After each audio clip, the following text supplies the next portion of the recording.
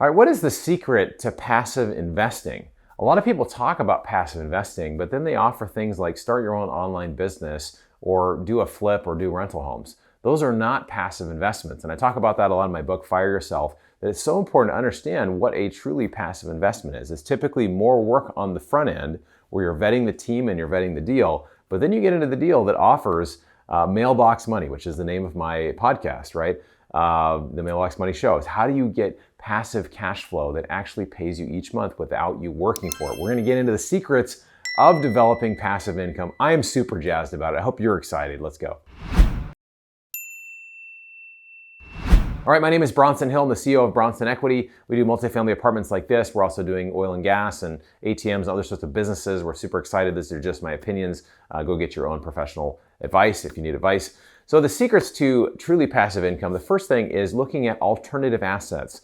Now, as a recovering investment advisor, I was actually a registered investment advisor for a few years. I'm no longer, thankfully. But what I realized is that there's such a movement from Wall Street to get you into traditional investments like stocks and bonds. And I don't think those are necessarily bad things. I think that having some stocks and bonds can be good. But if you look at the ultra wealthy, people that are worth more than $10 million, there's a group called Tiger 21, and they put an allocation chart every year, and they show that about 27% of their assets are in commercial real estate. They're in fixed income. They have all these other things they do, and it's like less than 20% are actually in equities or things that a lot of people would have most of their wealth in, versus people that are middle class, have a lot of money in stocks, a lot of money in bonds, a lot of money in other things. And so a lot of these alternative assets are things that a lot of people don't even know exist, and the wealthy really focus a lot on stuff like this. So when you look at alternative assets, there are so many choices. I mean, there's people that do coffee farms in South America. There's people that do, we've done ATM machines, car washes. We've looking at buying in businesses now. And so it really depends on what you're looking for, right? What are your goals with passive investing, right? You want to do something where you're not actually swinging a hammer, you're not getting calls from tenants, you're not making decisions on the property day to day. So how do you do that, right? Maybe you have a job where you're busy. So there's typically three things people come to us and work with us for on passive deals. It's typically people that want cash flow, right? People that want, the ability to fire yourself is having enough cash to come in each month, each quarter that will cover your living expenses, right? So that's a big one, right? Another one is appreciation. If you have enough money, or maybe you got a retirement account, you're looking just to grow it, what's the highest possible return I can get over the next 10, 20 years, right? You don't really have a short time frame, you're trying to get appreciation. And then the last thing really is tax benefits. And I think, there are people that are able to get to zero or almost zero. A lot of real estate investors are able to get to zero, almost zero. Maybe you have a business, you're able to write things off. So finding ways to do that. So there are different assets. So it depends on that. I mentioned a few different alternative assets. You can join our investment club and you'll hear about some amazing deals that we're doing in the alternative space that are not just, things that you've heard. We're doing a lot of very, very unique things in energy and housing and businesses and different things to try to help people achieve these three goals. Now, the second thing really people can do with passive investing, and this is why I'm going to get into talk about real estate investments. Now, in my book, I talk about this. I talk about real estate investing, particularly multifamily or larger, syndication, can be self-storage. It's kind of an unfair investment in the sense that it gives you an unfair advantage. It's almost like if you were to go play a basketball game professionally and you could put these shoes on that would make you jump twice as high as you could normally jump. Now, for some of us, that would really help. That would really help me, right? I run, but jumping, that's a whole other thing.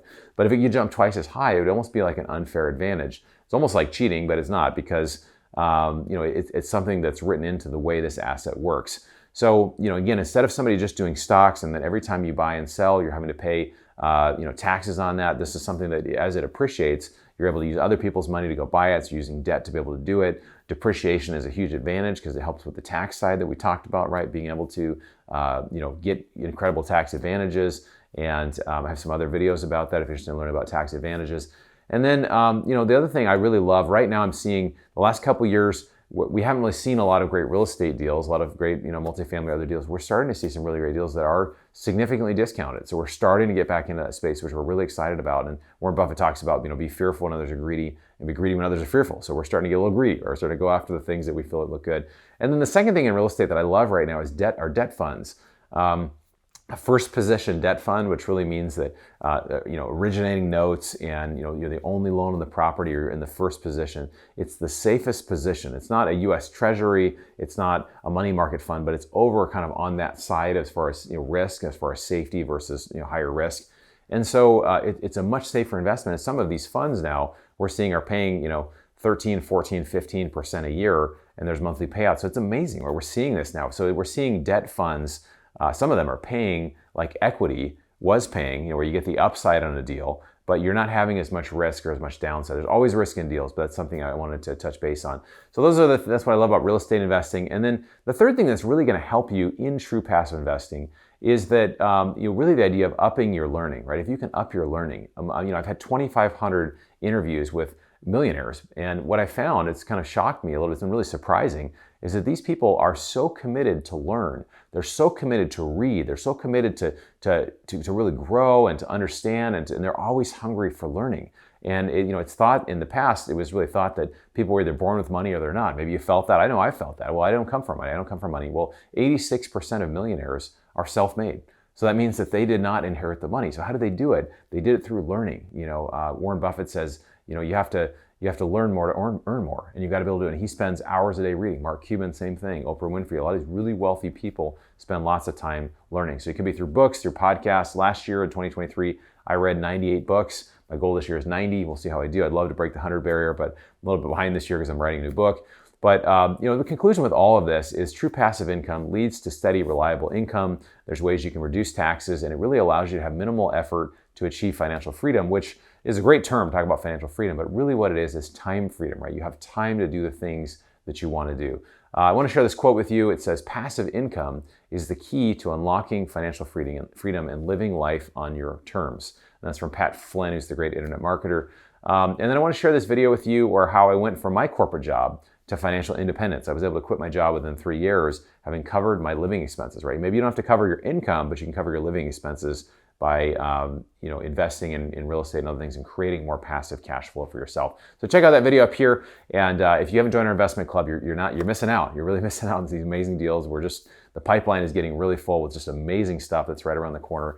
So check out our deals: multifamily, oil and gas, ATMs, car washes, other types of deals that are out there. And we look forward to seeing you on the next video.